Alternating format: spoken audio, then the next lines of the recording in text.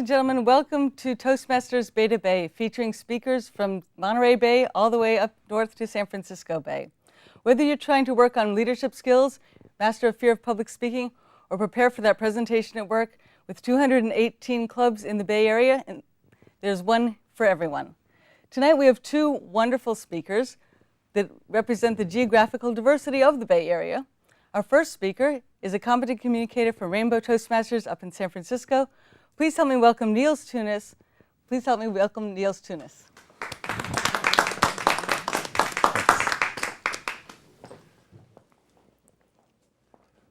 On January 28th of this year, I became an American citizen. I've been in this country since 1993, and I've lived here, I've worked here, I've studied. And in that time, I've gone from a student visa to an exchange visa, from an H-1B work permit to a green card, and now finally, I've achieved citizenship. But I must say that becoming a US citizen is an entirely different experience than any of the other experiences that I've had. On the one hand, it was by far the most pleasant and smooth interaction I've had with the migration officials. But on the other hand, becoming a United States citizen was really a change in identity for me. I had to wrap my mind around it. What does it mean to be an American citizen? What does it mean for me, to be more precise? When I went in for the swearing-in ceremony on that January day, there were more than 1,200 people. And I was struck by the sensitivity of the officiants. They kept telling us, bring all of what you have. Don't feel that you have to leave anything behind in the country of origin. We want everything that you represent. Your diversity will enrich this country. It was a wonderful message. And after the ceremony, they gave us our certificate of naturalization. And I received it, and on it, it stated in bold letters, marital status, single. Marital status, single. I want you to walk with me here for a moment, and particularly those of you who are married, maybe you'll understand when I explain. I've been with my husband for almost 19 years. We were legally married in Holland in 2001 on the occasion of our 10-year anniversary. And now when I become a citizen, I'm regarded as single. I'm regarded as single. I can't bring all that I have. I am not accepted for 100% as a United States citizen. It would have said marital status, married. Now, obviously, I knew what I was getting into. I went into the citizenship application with my eyes open. And I did that because I know American history. It was back in 1993 when I lived in Chicago and I visited the Historical Society, where they have a life-size replica of the Declaration of Independence. And it was there in '93 on that day that I read these remarkable words. We hold these truths to be self-evident, that all men are created equal, that they are endowed by their Creator with certain unalienable rights, that among these are life, liberty, the pursuit of happiness. These words have constituted in American history, in the words of Dr. Martin Luther King, a promissory note. It was the same Dr. King who, during his famous speech on the Mall in DC in 1963, said, "It is obvious today that America has defaulted on its promissory note. It is still defaulting on this promissory note." But as I said, I know history. Once this country knew slavery, and a great civil war was fought to end that horror. Women didn't have the universal right to vote until 1912. The South was segregated, and it took a Voting Rights Act to ensure that everybody could participate in democracy. And every time when oppressed people stood up for their rights, they had people with them, standing right by them. White abolitionists were active against slavery long before the Civil War. Men such as Theodore Roosevelt were actively engaged in the struggle for women's suffrage. Students from the North traveled to the segregated South and fought for civil rights. And it is because of these achievements and what these people did and the way they put their lives on the line that the same Dr. King could say, the arc of the moral universe is long, but it bends towards justice. It bends towards justice because Americans help bend it. It bends towards justice because Americans understand that we have an obligation to ensure that the ideals enshrined in the Declaration of Independence come to fruition. We hold in our hands a piece of that promissory note. And because we understand that, I can stand before you today and say, as a freshly mint American citizen, I'm happy and proud to tell you that one day, very soon, we will have full marriage equality in this country. And I can say that with confidence, that in the next few years, other gays and lesbians will come to this country. They will become United States citizens, and they will see their marriage recognized on their certificate of naturalization. That is what this country is about. This country is that struggle. This country is that struggle in which we are never alone. We will achieve also this justice. I promise. Madam Toastmaster.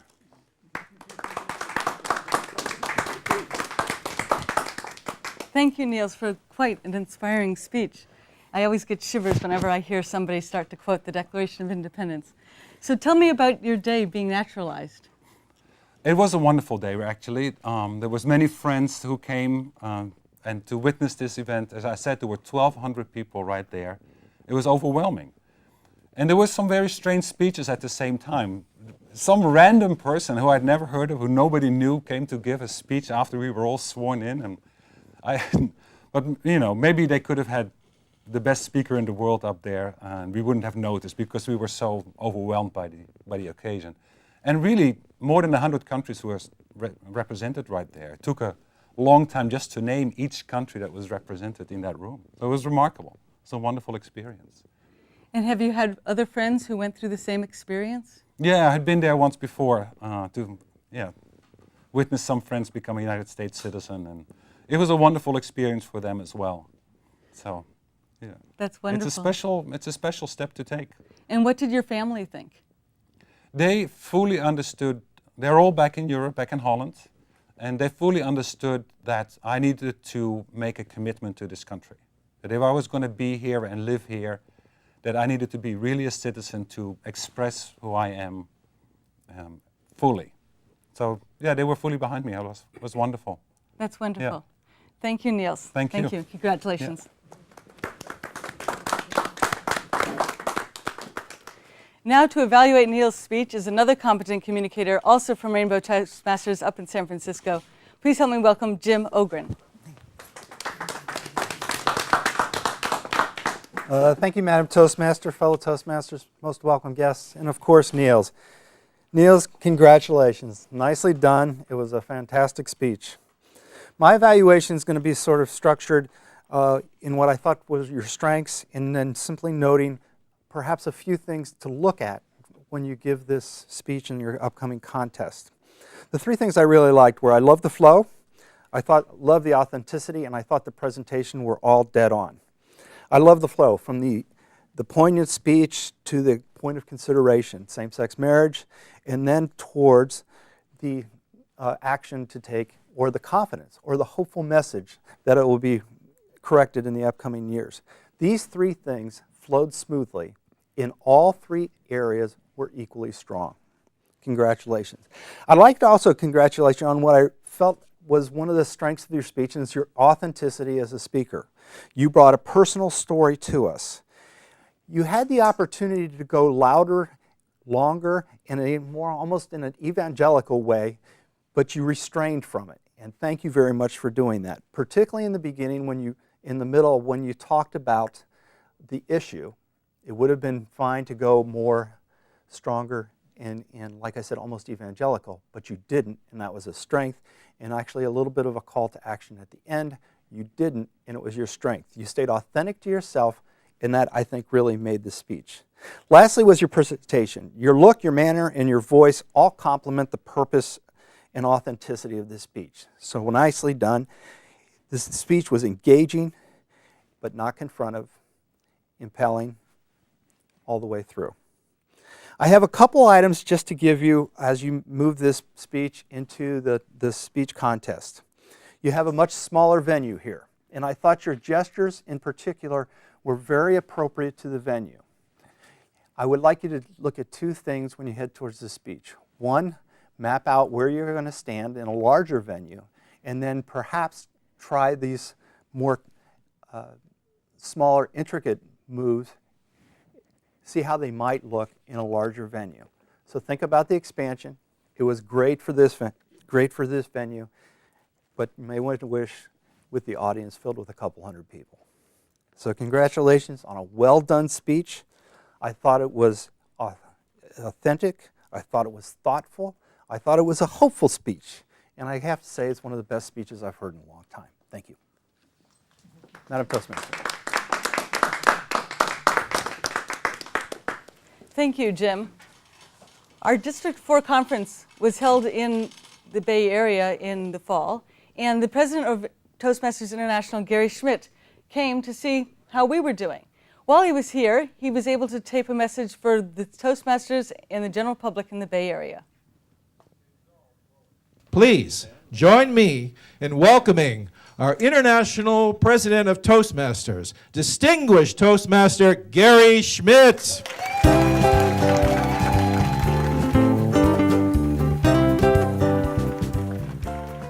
My name is Gary, and I'm a Toastmaster just like most of you. And I give speeches, I get evaluated, I'm still learning just like you.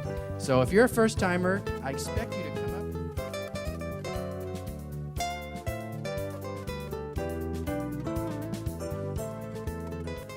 I joined Toastmasters because I was a recent college graduate and I could not find a job. Many people recommended I join Toastmasters to help in my job search. And I did, and it worked, and I found a job 6 weeks after I joined Toastmasters.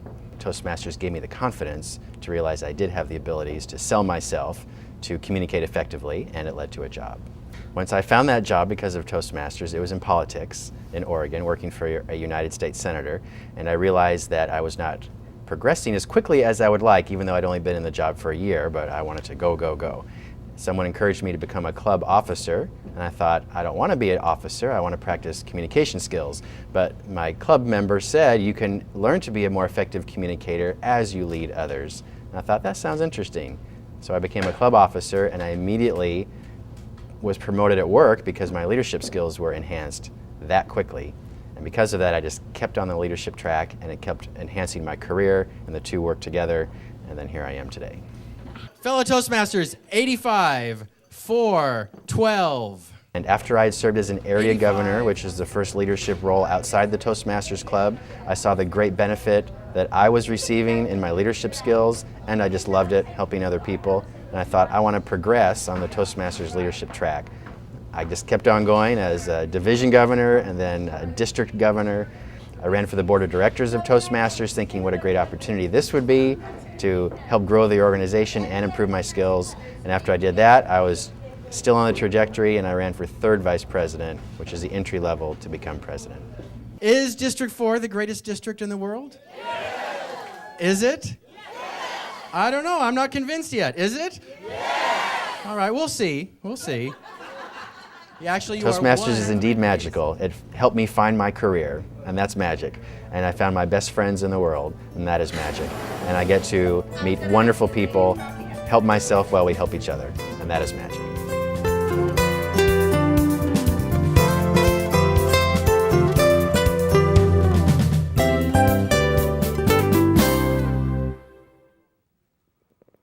Welcome back to Toastmasters Bay to Bay. We are now moving from the San Francisco clubs, now down here to the south. And our second speaker this evening is Chandra Manubothu. He is a competent communicator from Cisco Speaks down in San Jose. Please help me welcome Chandra Manubothu with 100% guarantee. Thank you.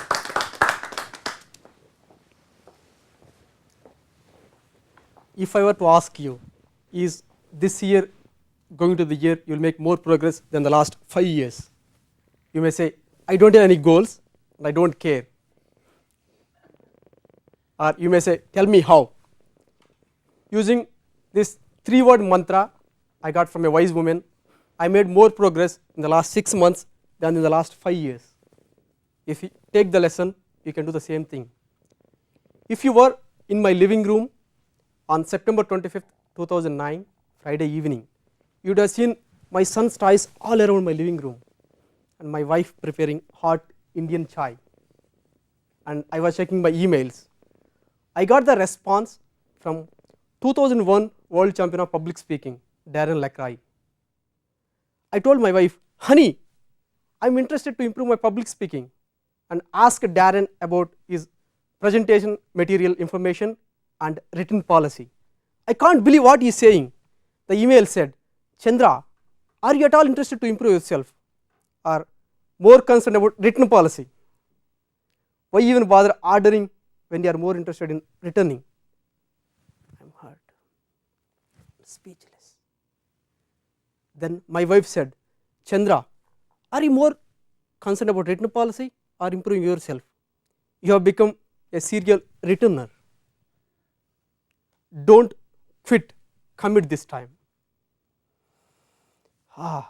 She is right. If I look back over the past, it has become a pattern for me. It has always been my dream to become a great businessman, lead a happy life, and become a great speaker. In 2005, I bought How to Start, Grow and Turn Around Any Business by Brian Tracy, and I gave it 3 days and got my money back. In 2007, I bought Breakthrough to Success by Jack Canfield, and I gave the program 11 days. You know, you can't get a breakthrough in 11 days. Later that year, I joined Toastmasters. How long have you taken to give your icebreaker? Maybe 2 months. I took 1 year to give my icebreaker and 2 years to deliver my first 3 speeches. I am that committed. Thanks to my wife, I have become a committed man. You are looking at a new man, one who sets the goal, commits and takes action. Because of my more commitment, I am taking every class on my speaking, and recently I took Dale Carnegie course and completed the course. At the end of the class, I got Crash Through Award for significant improvement. Towards the end of the class, 3 of my classmates came over and tell, Chandra, congratulations, it's a tremendous progress. The class teacher said, you are sending him 2 video speeches every week. Were you always like that? What is the secret? I told them, I was not always like that. I got a secret from a wise woman. Don't quit, commit. I am a member of Toastmasters. We give speeches, record, get feedback and review later. Watching our own speeches on the video hurts a lot. If you haven't done, do it. And later my past club president Dennett said, Chandra, in the last 6 months you made so much progress. Why don't you give a mini workshop to our club members? And I am working on that and I am going to deliver by the end of this month. It's not only my communication skills, I improved all areas of my life. I am enjoying my work, having fun with the family and spending less time and money returning the products. And because of my commitment and taking every class, I was able to win the club contest and got 2nd place in the area. It's not just about winning, but the kind of confidence that went up because of the commitment and the progress I made. If you ever written a product or quit on your dreams and goals too soon, you may be feeling frustrated, guilty. I can give you a 100% guarantee that if you are not committed, you will never succeed. Next time when you are about to quit, remember this mantra, don't quit, commit. I would like to invite you all to repeat this mantra after me. Don't quit. Commit. Don't quit. Commit. Madam Toastmaster.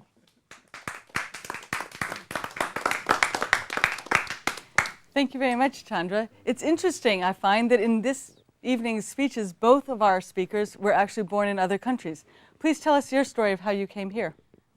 I did my undergrad in India and came over here for my doing masters. And initially, I was really having tough time, and I was teaching mathematics to undergrad students. Even though I'm good at mathematics, my English was horrible. In the first semester, I got a review saying, "We don't know what language he is speaking." I could feel the pain they were going through, but I improved over the process. But over a period of time, I started lapsing back and started quitting on the programs. And I was thinking the programs will make the difference rather than my commitment, even though I was committed before. After that, my wife's reminder and the email from Darren Lacroix, I started again being committed and making more progress. Well, I think you've made a whole lot of progress. What did you come to this country to do originally? Did you come as a teacher? I came here to do my master's. Okay. And while doing my master's, I have teaching assistantship. I see. And what university did you? I did my master's from Ohio University, Athens. Okay, good. Well, I think you're a great inspiration to both your club members and everyone who's seeing you speak tonight. And I want to congratulate you on everything you've accomplished. Congratulations. Thank you. Now to evaluate Chandra's speech is a distinguished Toastmaster and past District Governor of District 4, Joe Madley. Joe. Thank you, Madam Toastmaster, fellow Toastmasters, and particularly Chandra.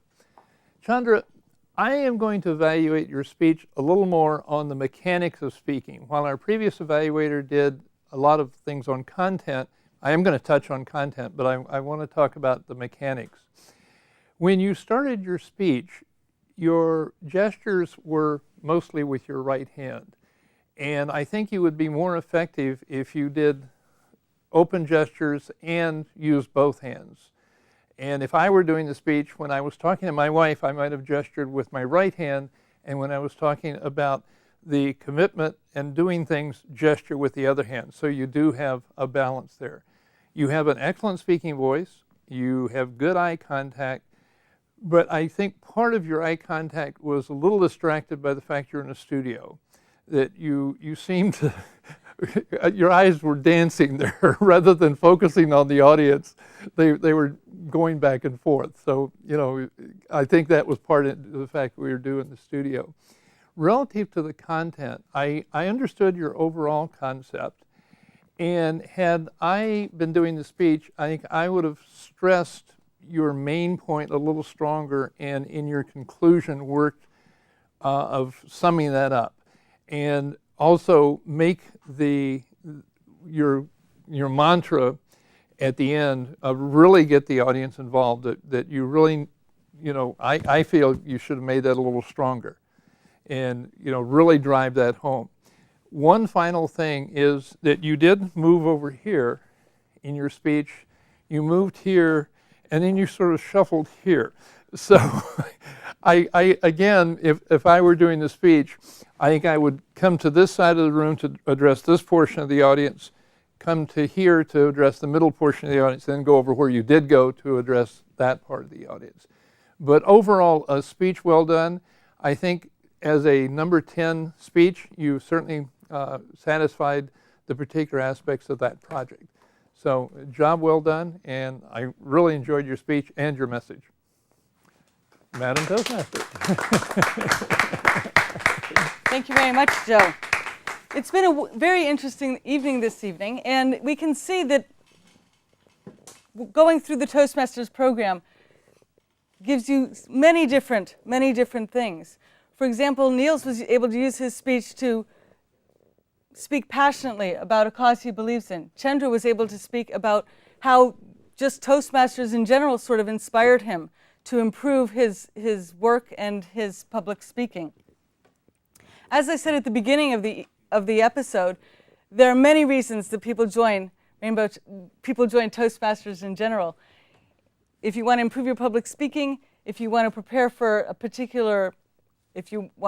toast at your brother's wedding, if you want to prepare for a presentation, if you want to work on leadership skills, there's something here for everyone. And with 218 clubs in the Bay Area, please go to our website at d4tm.org or toastmasters.org, put in your zip code, and you'll find a club that works near you. We'd love to see all of you come to one of our clubs. And I want to thank also Birgit Starmans, who's Advanced Communicator Silver, and Advanced Leader Bronze, who's the District 4 Public Relations Governor. And also thank Mid-Peninsula Community Media Center for allowing us to come and experiment here this evening. I want to thank all of you for taking time. I hope that you've all learned something from this. And I want to say it's been wonderful working with you this evening, and I hope that we will hear from you soon. Thank you.